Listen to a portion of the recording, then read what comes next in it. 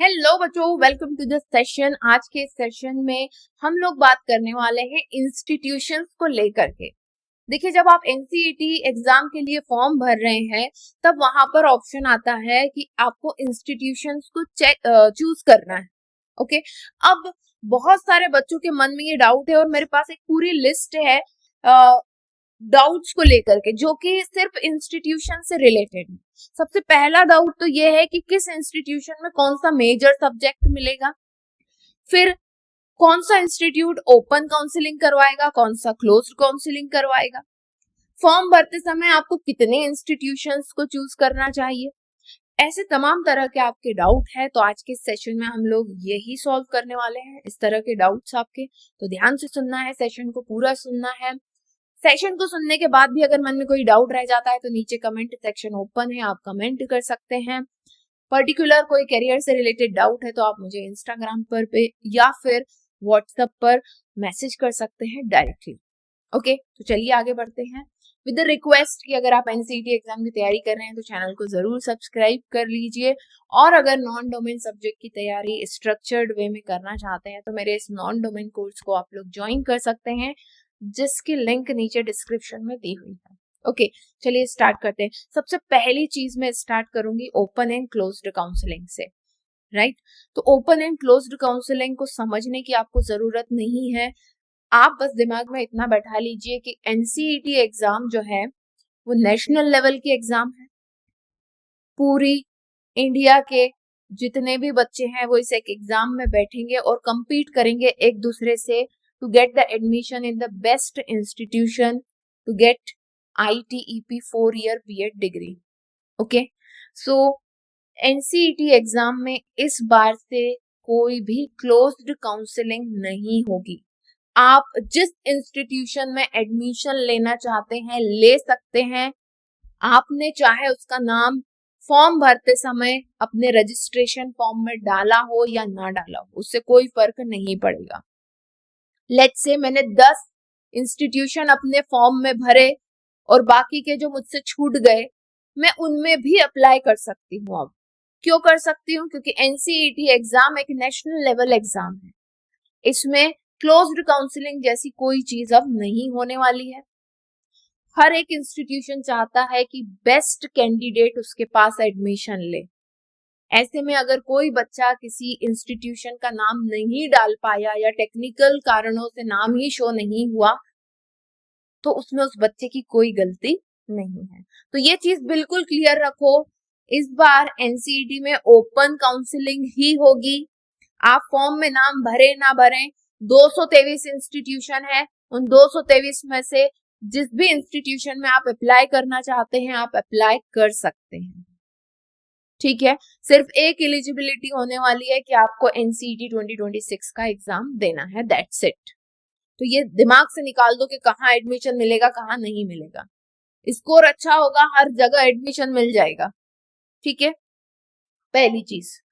दूसरी चीज, कितने इंस्टीट्यूशन सिलेक्ट करें? तो देखो, उसके लिए एक क्राइटेरिया सेट करो। 3 क्राइटेरिया है, ये मैं पहले भी बता चुकी हूँ, नए बच्चे जुड़ रहे हैं एक बार फिर से बता रही हूँ। देखो बच्चों, 223 इंस्टीट्यूशन जो है वो इंडिया के अलग अलग पार्ट में है। अपने पेरेंट्स के साथ बैठो और 2 चीजें डिस्कस करो। सबसे पहली चीज तो फीस स्ट्रक्चर। ठीक है, फीस स्ट्रक्चर सेंट्रल और स्टेट यूनिवर्सिटीज का जो होता है वो नॉर्मल होता है ना। वहीं आईआईटी एनआईटीज का फीस स्ट्रक्चर और प्राइवेट इंस्टीट्यूशंस का ज्यादा होता है। तो आपको अगर कम फीस वाले इंस्टीट्यूशन चूज करना है तो स्टेट यूनिवर्सिटी, सेंट्रल यूनिवर्सिटीज, आरआईज को आप चूज कर सकते हैं। तो अपने पेरेंट्स के साथ बैठो, फी स्ट्रक्चर पर डिस्कशन करो।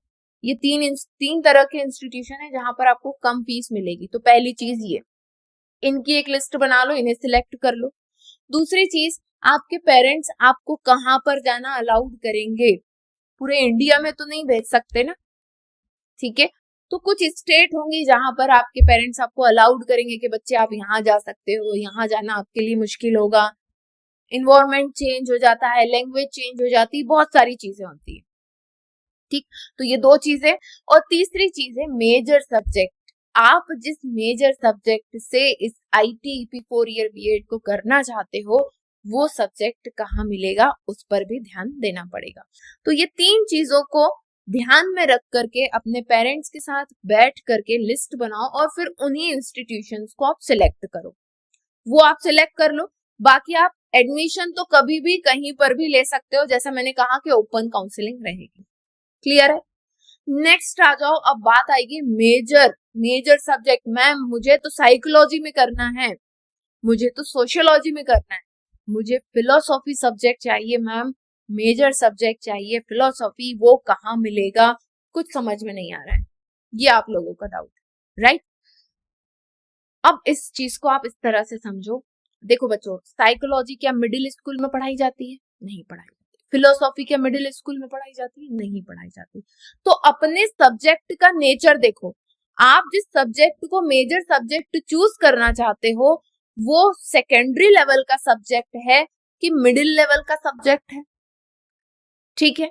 उसी के अकॉर्डिंग आपको इंस्टीट्यूशन को चूज करना है। जैसे कि मान लो मुझे फिलोसॉफी से करना है बीए बीएड करना है, मेजर सब्जेक्ट में फिलोसॉफी रखना चाहती हूँ, और फिलोसॉफी जो सब्जेक्ट है वो सेकेंडरी लेवल पर पढ़ाया जाता है, तो मुझे ऐसे बीएड के इंस्टीट्यूशंस को सिलेक्ट करना है जहां पर सेकेंडरी लेवल का बीएड प्रोवाइड किया जा रहा है।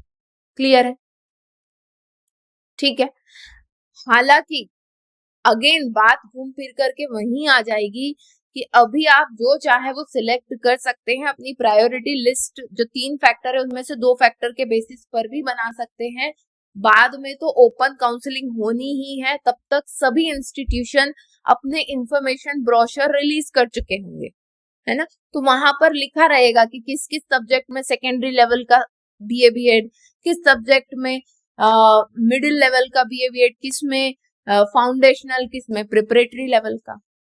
बट ये एक जेनरिक चीज मैं आपको बता रही हूँ कि आपने जो सब्जेक्ट सिलेक्ट किया है वो किस लेवल पर पढ़ाया जाता है वो देखो, और उसी के अकॉर्डिंग फिर आप अपना इंस्टीट्यूशन सिलेक्ट करो। जैसे फिलोसॉफी है ना, साइकोलॉजी सेकेंडरी लेवल पर पढ़ाया जाता है, तो मैं बीएड के वही इंस्टीट्यूशन सिलेक्ट करूंगी जहां पर सेकेंडरी लेवल का बीएड पढ़ाया जाएगा। क्लियर है? आई होप की बात समझ में आ गई होगी। बाकी जो कुछ जेनरिक सब्जेक्ट हैं जैसे Hindi, English, history, geography, right, Sanskrit, Urdu, ये तो मेजॉरिटी ऑफ इंस्टीट्यूशन में उर्दू को छोड़ करके, उर्दू और संस्कृत जो है थोड़ा अलग खास भाषा हो जाती है, बाकी सभी इंस्टीट्यूट जहां पर बीएड प्रोवाइड किया जा रहा है ये बेसिक सब्जेक्ट आपको सब जगह देखने को मिलते हैं, ठीक है ना?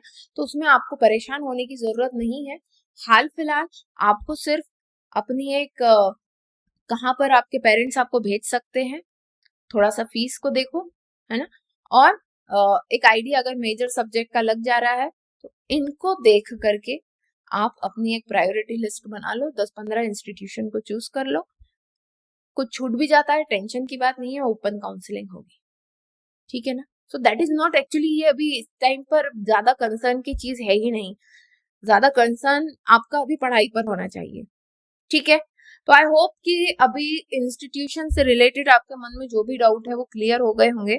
Still if you are having any doubt नीचे कमेंट सेक्शन में लिखना, ओके? फिर चलो जल्दी मिलते हैं नेक्स्ट वीडियो में, तब तक के लिए best of luck and bye bye bye.